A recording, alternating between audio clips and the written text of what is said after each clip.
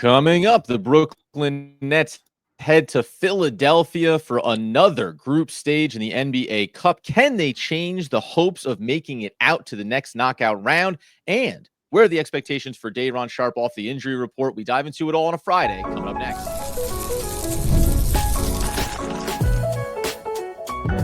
You are Locked On Nets, your daily Brooklyn Nets podcast. Part of the Locked On Podcast Network, your team every day. Yes, my friends, it is the Locked On Nets podcast, right here on the Locked On Podcast Network. It's your team, the Brooklyn Nets, every single day. He's Doug Norrie. I'm Adam Marbrecht. We thank you, as always, for making us your first listen of the day. We're 100% free on all those great platforms, and let you know that Robinhood Gold provides the privileges of a high net worth for any net worth.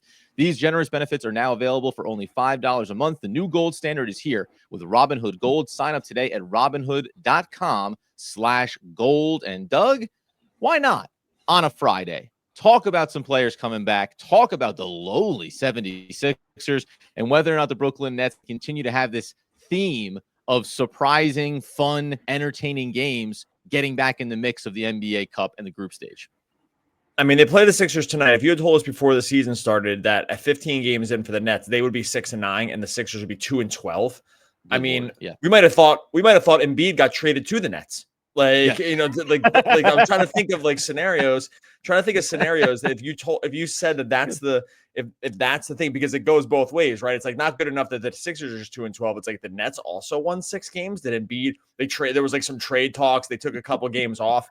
And then they started ripping through the East as soon as Embiid hit the team. I mean, that's probably what you would think happened. So it is a really funny state of affairs that we're in now, where with the NBA, just in some of these teams that have clearly underperformed. We said that these NBA Cup games have had a little more juice to them.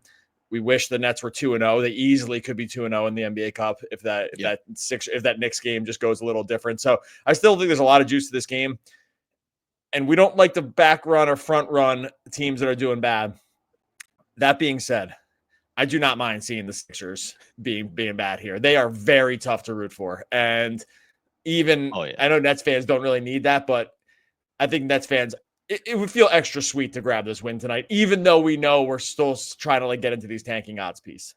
Yeah, we have plenty of time to secure the tanking odds and to sort out all the details of what we want to do by the end of the year. But it is funny because you and I rarely get into this would be a nice one to win, wouldn't it? But there's something about, and it's not a knock on Paul George, who comes over from the Clippers and ends up having some of his own injury problems as he worked their way through the early part of the season. Joel Embiid's been out of the lineup. Then you're also hearing that Tyrese Maxey is calling him out for not showing up on time. Oh. And in contrast, and it's always easier when you have no expectations going into the season, but in contrast, you got Jordi Fernandez saying, hey, we try to set a new standard here. And every player's like, we love it. We all get along in the locker room. We're playing for one another. To hear, and this happens with superstar talent, like it happens when you have high expectations, just to hear that it's all going the wrong way in Philadelphia, there is, for me, it's like a sigh of relief of, whew, don't have to deal with that this year at least. And it looks like, unlike when we talked about the Bucks at the start of the season, the 76ers do not look like a team that is going to, quote unquote, get it together here at some point. They're number 1 right now in the draft lottery odds.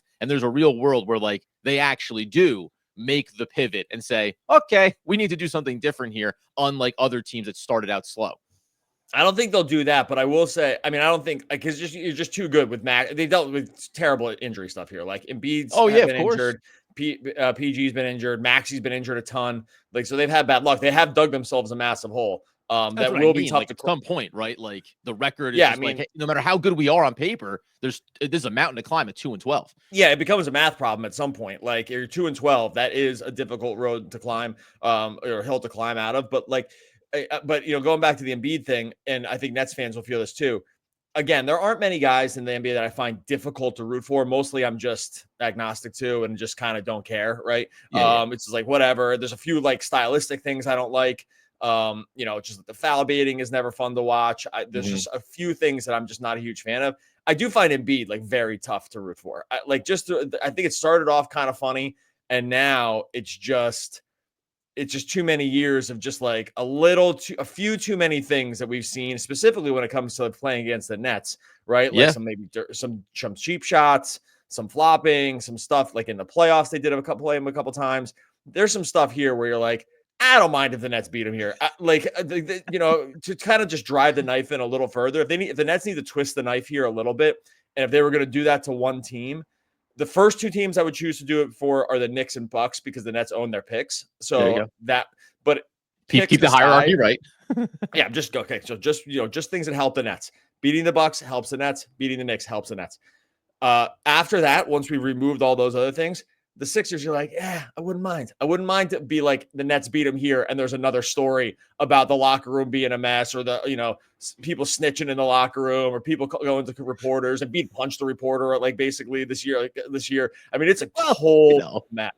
It's a total mess, and I'm kind of here for it. And I'm not like this, but because I was going to say, when it's not your team, I think that one of the elements that all professional sports lack is a little more WWE, right? I just feel like there's not enough of that. Someone takes a chair out from underneath somewhere and starts swinging it around. I don't want anyone to get hurt in the end, but I like some of the soap opera nature that Philadelphia has brought to this season. And Joel Embiid, by the way, who also at one point, either in this offseason or the start of this year, basically came out and said, I don't know how much more I can give to this city and to these fans. He has put himself in an impressive position of being hated by possibly his own fan base, certainly by the media that covers him, and then also some of the players in his own locker room. Like you got to really earn that type of title at this point of the season. So all that to say, Philadelphia 76ers fans, we're here for you. We're going to try to help you get what you want, which is watching Joel Embiid lose on a Friday night. But beyond that,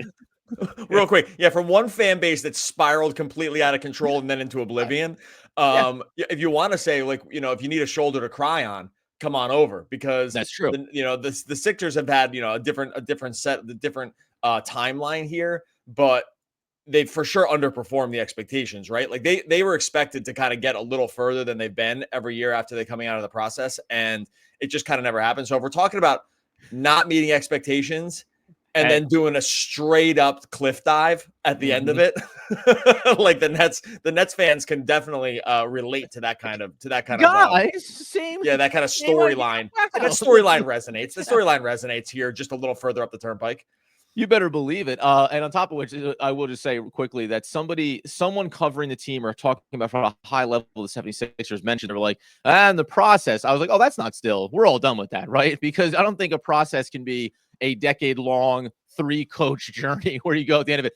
Now, hold on. Phase 11, we go ahead and we get Joel Embiid to calm down and re-anchor himself as one of the best players in the league. Coming up here in a second, though.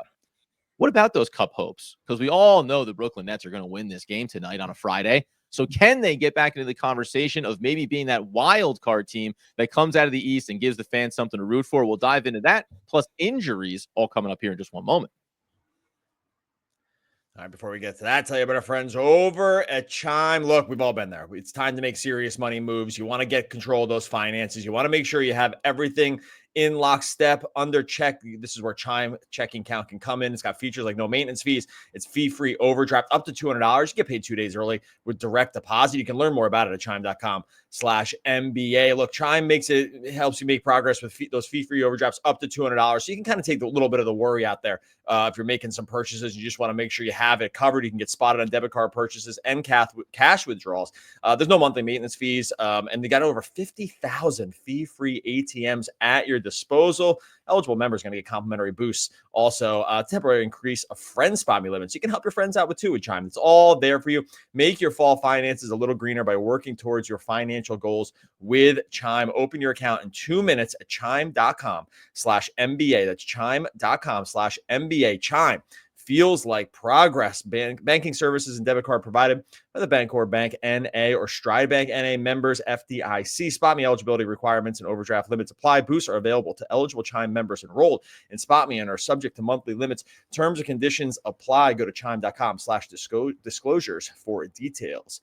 And when you're done with that, head on over to our friends at Gametime. Get a little extra money in your pocket. You want to go see that concert. You want to go see the game. You want to go see the comedy show, the theater, whatever it is. Gametime has you covered. So many different options over at Gametime right now. Headed into the Sunday, you got Bucks at Giants starting at $43. The Tommy DeVito era. You can go see that live and in person. Tommy DeVito era part 2. We're over there. Gametime starting at $43. They got Nets tickets going up here too. If I just click over, I said those. You maybe have to make it through the weekend. Magic at Nets. starting at $27. You also got Magic at Nets over there on Sunday, starting at $14 as well. Gametime's got you covered. You're going to be able to see the seats, exactly what you're going to see when you sit down. You know you got that lowest price guarantee. Gametime makes ticket buying as easy as possible. Take the guesswork out of buying tickets with Gametime picks. Download the Gametime app, create an account, and use the code LOCKEDONNBA for $20 off your first purchase. Terms apply. Again, create an account. Redeem the code LOCKEDONNBA for $20 off. Download Gametime today. What time is it? Gametime. All right, so as we continue today's Locked On Nets episode, talking about not only the Friday night matchup against the 76ers, but also the fact that it does fall inside of the cup, the group stage, and whether or not the Brooklyn Nets have a realistic chance to make some noise here. It's funny how the cup works. In case you didn't really follow it last season, you're trying to get more into it now. Obviously, you have 3 groups in each conference, and then you get the leaders, the winners of each of those groups go, plus 1 wild card. So the Nets' best path is 1 wild card, right? But it is fascinating that the Magic, who lead our group, 37-point differential, by the way, so going to be hard to catch them. That Knicks game, as we keep talking about, if there's ever a lament in a season that doesn't matter in terms of wins and losses, Doug and I are going to lament the fact they didn't win that game against the Knicks on that Friday night that would have put them at now 2-1 after 2-0 instead of 1-1 here going into the 76ers game. You have to have things break the right way for you. Do you believe the Nets can go out and beat up the 76ers a little bit tonight in order to at least get the point differential to a place where you can compare to other wild card teams and say, yeah, there's an opportunity here, because they're still going to have to get over top of the Knicks in this group, which I can break down why that's very feasible. I mean, yeah, the Nets have, it's funny too, because first of all, underestimating the Nets this year has been a massive mistake by anybody, me included. They've way outperformed expectations. We talk about the record against the spread, which is a good indicator of just sort of like expectations going into each game. And the Nets and the Sixers just been bad, dude. There's no other way to put it. Right now they have a minus 24. Is this right? Oh no, I'm looking at the NBA Cup standing. Stand by. Yeah, they have a minus 8.7. It was minus 24, but I just realized that that's not the way it was. I knew I was looking at the wrong thing. Minus 8.7 point differential on the season, 2-12. Worse with Embiid on the court. Honestly, Embiid 125 minutes, minus 12 net rating. Embiid off, minus 8. No Paul George tonight. Maxi's been in and out of the lineup. I mean, Jeremy McCain's been a nice little kind of revelation. The team, they stink so far. Now, do I think they're going to end up with this kind of point differential and record at the end of the winning percentage at the end of the season? No chance. It is a bad sign for the Sixers going into this game at home with Embiid back, that they're against the Nets, that they're only minus 6. Now they're favorites, but minus 6 with this team is embarrassing for the Sixers. And it's so funny when expectations change, because Nets are getting only 6 against the Sixers. It's just a funny, it's sort of I'm sure people could come in and say oh, look at what you're rooting for. The long story short is, do they have a chance? Yeah, of course. The Nets have hung in every game. And if you think there's a team out here that maybe doesn't have the heart, let's say, or there's a little trouble in not so much a paradise, this is where Nets can, and you got a Philly crowd. They're already they're already maybe getting over Embiid here. I mean, this is prime pickings for how the Nets season. They have to look at this. You got Simmons. I mean, even getting Simmons for 13 minutes in, he's heading back to Philly. There's so many great storylines from this game. So yeah, I think the Nets have a chance. 100%. Yeah, listen, what was that song? They paved paradise to put up a parking lot. It's they paved paradise to put up Joni Mitchell, baby. In your face. One of the all-time worst covers. I love the Counting Crows. Their cover of that song is so bad. It's Can I break it down even a layer deeper? Because it's Fan Take Friday, and I'm a fan of music. I want to let you know that Vanessa Carlton coming in with those wop bops in that song is exactly what took it from being not such a good cover to one of the all-time worst things that you could have. I love the Counting Crows. That song stinks. Yeah. Anyway, go ahead. That song stinks. Bottom line being, it is, so it does set up well for the Brooklyn Nets here to come in and win this game. Now, the tricky part of it is, just from a group stage standpoint, you wouldn't think you'd say, oh, well, the plus 37-point differential Orlando Magic are a team that you can catch here. But if the Nets go out and at least put in a good performance, they have to win the game outright. We're going to talk about the spread later. That's all well and good. But if you can win this, I think it was a 12-point lead, a win for the Magic over the 76ers when they played them in the group stage going back to last Friday. So you got to go out. You got to win this game. the Magic will play the Brooklyn Nets, and then they'll finish their group stage play against the New York Knicks. So there's a real world here where the Nets are going to play the 76ers tonight, and then when they match up against the Magic to close out their group stage, they're going to have an opportunity to say, we're going to be up above. We're going to be at 3-1. The Magic can realistically fall to 2-2. And then you're just talking about either point differential with the Knicks or at least being one of the top teams in the group stage when it comes to overall record and overall point differential. When you look around, I don't want to shock anybody here, but the East Group B is being led by the Detroit Pistons right now, who are 2-0. The Bucks have only played one game. They're going to play again tonight in group stage. Heat are 1-1. The Pacers lost their first game. The Raptors, we expect, are 0-2. So you look through these group stages, Celtics and Cavs, they're both 1-1 because they played each other as well. Hawks are leading that group. It's funky how that wild card spot is actually living in a world where 3-1, yeah, it can get you there. Decent point differential, yeah, it can get you there. But even possibly still winning the group stage, if you believe the Nets can put together a winning performance against the Magic after step one, beating the 76ers on a Friday night. Dude, I mean, look, we it's hard to root for one game more than others, right? Like we just don't really typically fall into that trap. I just don't. The season's so long, or you just root for every game equally, right? Like, and that's just the way you go as a fan. And I think that's a fine scenario too. But there's just a lot of juice in this one. I started mentioning I'll tell you right now, like just even getting 13 plus minutes into the show and not even mentioning the Simmons part going back into Philly, where I actually wonder if the boos are going to be even as loud. Here's a good litmus test. Yeah. If the boos are, this is how you're going to know it's real bad in Philly. I didn't even think of this, but I'm sure of it now. You'll know the bottom is completely dropped out if the boos aren't that loud for Simmons. Now, you might say, well, they don't care about him anymore. Yeah, okay, they do.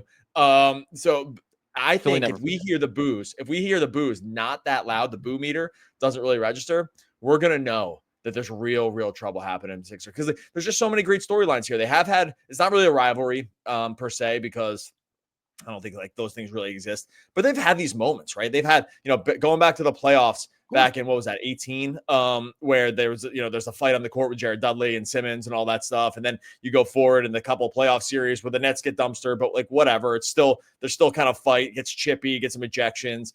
Everyone doesn't really like Embiid anyway. Get the Simmons thing hit, Harden sent over there. There's been a decent, like as far as NBA franchises go, there's an intertwined element to these two teams on the negative side. So if you add in this other extra layer of this thing we kind of mostly don't care about, but kind of have forced ourselves into caring about in the NBA Cup, I think you just got a lot of juice in this game. I like it. I'm here for it. Friday night, I usually take it easy on Friday nights. We got the family. We have to shut that down tonight and fully lock in. Give him the classic Ryan Reynolds. Go. I got to sit down in front of this one and dial in. Yeah, listen, it should be a good matchup, hopefully. And again, one of the things that we keep coming back to, it's like that Friday night game against the Knicks. Hey, you wish they gotten that win group stage. Would it completely change the complexion of this game where you could be moving to 3-0 potentially in the group? It is just that little something extra. And I got to tell you, we'll get into the injuries here. We're going to actually talk about Ben Simmons and his role in this game and trying to get the win for the Nets.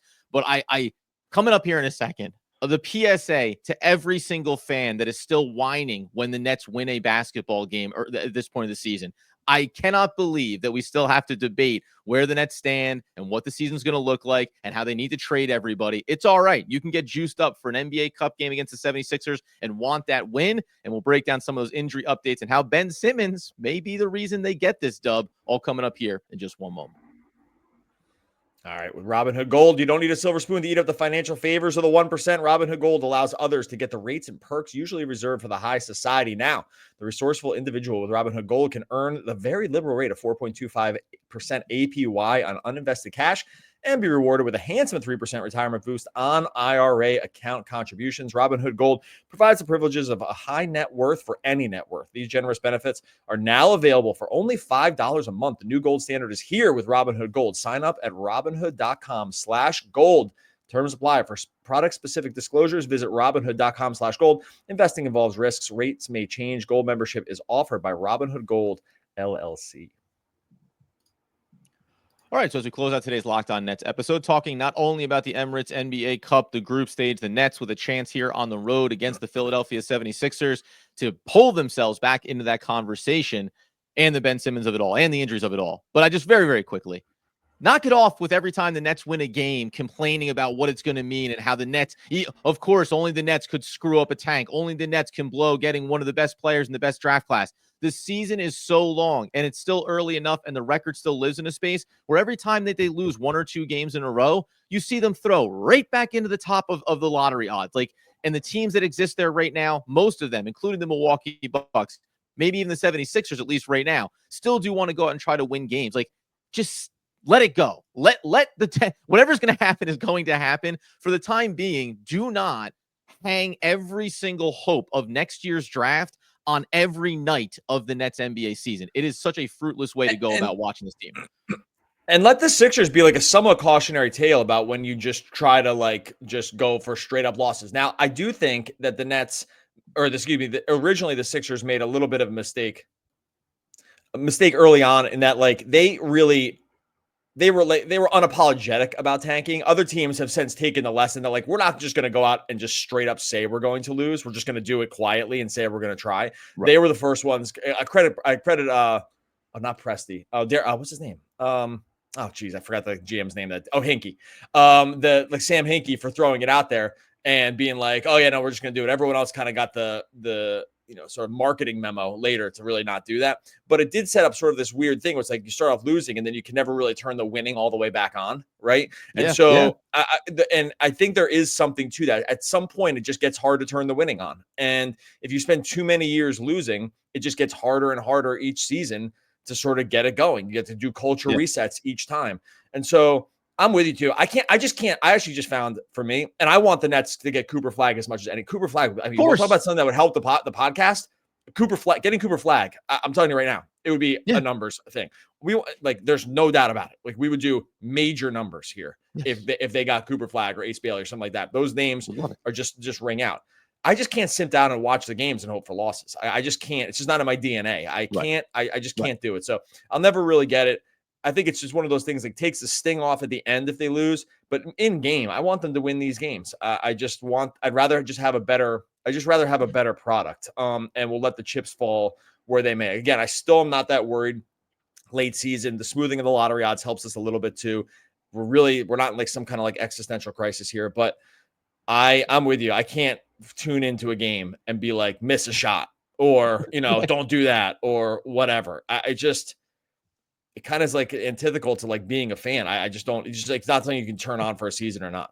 Yes, 100%. So just throw that out there, guys. And by the way, life is short. It's a Friday night. Do you really want to sit around being angry at your team for potentially winning a basketball game? So enjoy yourselves. Now, the other thing here to get to, I do want to talk to Simmons and his importance. There are a couple of key players inside of this game and getting the win and where the spread sits here. -6 for Philadelphia, as Doug alluded to earlier. But Dorian Finney-Smith day-to-day coming in with the ankle, questionable for the game tonight. Cam Thomas, the back, probable for the game tonight. And then Day'Ron Sharpe. This is still a ways off, but it's the first time that we've gotten like a real update around that 6-week timeline. He's now progressed off the hamstring injury, one-on-one workouts with the coaches, and is expected to get into team activities in the next 7 to 10 days per Brian Lewis. So the 6-week as we I remember this with all the major injuries last year with superstars in the past couple of years, when they give you a timeline, that's just the timeline to the next update. It's not the timeline for return when you're dealing with extended injury. So Sharpe is still now another week, though it is positive. You're finally getting into him, maybe getting on court and getting some of those things going. Beyond those players being out, or how impactful do we think? Obviously, let's assume Thomas is playing and he's ready. He's good to go. He's healthy. Does the Dorian Finney-Smith hot outside shooting, losing him potentially for this game, end up being a critical piece to winning or losing? I think Claxton's questionable too with the lower back piece. Yeah. I think having both those guys in would help here. Oh, sorry, Claxton. Sorry, questionable for Friday as well. Yeah, go ahead. Yeah, I think actually these guys are pretty important to have in this game against Embiid. Like, they need to be able to throw bodies in Embiid. Nice. And yeah, I don't think starting Simmons at center, let's say starting Simmons plus Zaire Williams. Trendon these guys are going to be a problem to bring him in. Yeah. They just don't have enough size. They really could use Claxton here. Like, they really could stand to have him probably more than anybody else just to be able to deal with the size down low. And by the way, having Claxton in this game, after everything we talk about, some of the chippiness, some of the games between these two teams, if you want to have some chippiness between Joel Embiid, who's having his own issues in his own town, put Nicholas Claxton in the game, because even though he's undersized, we all know the way Nicholas Claxton approaches every one of these big moments. He tries to rise to the task. He doesn't always win every single battle, but there's a little bit of underskin ability of Nicholas Claxton, and maybe that can help kind of derail the 76ers in this kind of game where you say, yeah, you want to get a little chippy, that might benefit us in a lot of ways, because we are a team that's playing on energy and playing on kind of the vibe of the game and being galvanized versus being maybe a team that gets split apart by some of these moments. Oh yeah, he's like got a high technical foul probability, I would say, in this game if he's around. I think we could put, if we were laying the odds at Claxton getting teed up, I think like plus 150 or something like that feels pretty good. Not a favorite, but way higher than basically anybody else would be in those odds.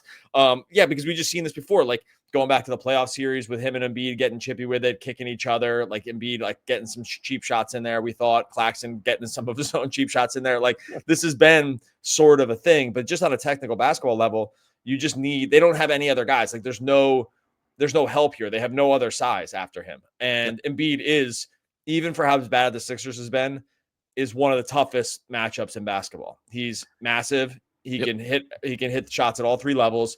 He's good at drawing fouls. He's excellent at getting to the line. He's devastating in the paint. He does that little turnaround jumper that you just basically can't stop. Like he's even the Sixers being 2-12, like he'd still be a major matchup problem for the Nets.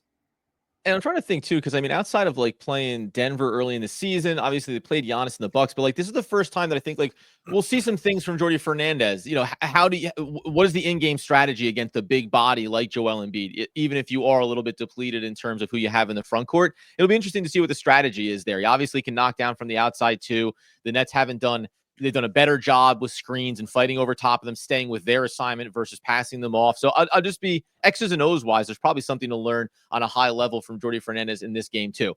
Last note, but for me at least, a couple of players that I want to watch. Ben Simmons, we know Nets won 116-115 over the Charlotte Hornets, 26 minutes of action, eight shots, and 5 of them went in. Plus he had 2 steals, also a block there, double-digit score, 10 points there. 8 shots is the most of the season, obviously. He's only had 6 going the high. You know, he's averaging now 5 shot attempts per game this month. That is 1 more than the first month of the season. Do you think we're going to get something close to a similar performance from Ben Simmons in a game like this? It's not crazy. Mid-20s, take 7-8 shots, attack the basket when it seems like it's the only option to attack the basket, and hopefully play a little bit of defense that helps disrupt the 76ers. This is a tough matchup for him if Embiid's in. He protects the paint. He's one of the best rim protectors in basketball. God, I would pay all of your money to see Ben Simmons like attack the paint with Joel Embiid waiting for him at the rim. It's going to be really. He doesn't want to do it in plus matchups. Like this is not the matchup, and so I really don't see. He really wants to attack the rim when there's no defender. So I actually think it goes the other way, where if like Simmons starts, he's a major foul risk. Like he's a major foul out risk, just because he already has sort of a foul issue, and this would be an impossible matchup for him. And there'd probably be just a little bit of that extra whatever that he can get caught with some dumb fouls sometimes. And this one, I think if he was starting, I'd be like very worried that he would just foul out because I just think that's sort of how I see that playing. And this Embiid matchup is so hard. Like the Nets already aren't amazing at attacking the rim, and this is one of the hardest teams to do it against when Embiid is in there. And so we've seen this in the past before with them too, when they played in these playoff series, a little bit, different set of circumstances and different personnel, but not all that different. Like Embiid is just one of the very best for just erasing stuff at the rim. And I just think that's gonna be a problem. That's just an overall problem for the Nets in general. And originally for me, quickly, I was going to say Jalen Wilson because he's been playing well of late, but Zaire Williams, who's actually regressed a little bit, haven't been as big performances. The scoring hasn't been there. Game like this, bigger body, some length, some shooting. It's going to be difficult for some of the undersized players maybe to perform at the high level on both ends of the floor. Zaire Williams might be the guy to watch for here. He's probably going to get caught on some switches too. Like, it's, especially if Dorian Finney-Smith is out, it's going to be, if you're anybody that stands over X inches tall, you're going to have to take on some difficult assignments in this one. -6 for Philadelphia here. Are you taking the Nets and the points in this one? Oh, taking the Nets and the points all the rest of the way, baby. We're riding this. We're riding and dying with this all the way down. I'm taking the Nets to win this game outright. I don't care about point spreads. Give me the Nets -3. I want the alternate spread in this game. How about that? Oh, baby, like where your head's at here. All right, make sure you follow along Locked On Nets wherever you listen to podcasts. YouTube as well, free for you. Really helps us. Locked On Nets wherever you listen to podcasts. Locked On Nets, subscribe on YouTube. It is the ride that is more fly than you must buy. And that, my friends, is Calvin Cortazar Brodus Jr., a.k.a. Snoop Dogg. I was going to say the Snoop D-O-double-G. All right, we're going to get out of here. One of the all-time great poets. We'll be back again next week talking more Brooklyn Nets basketball.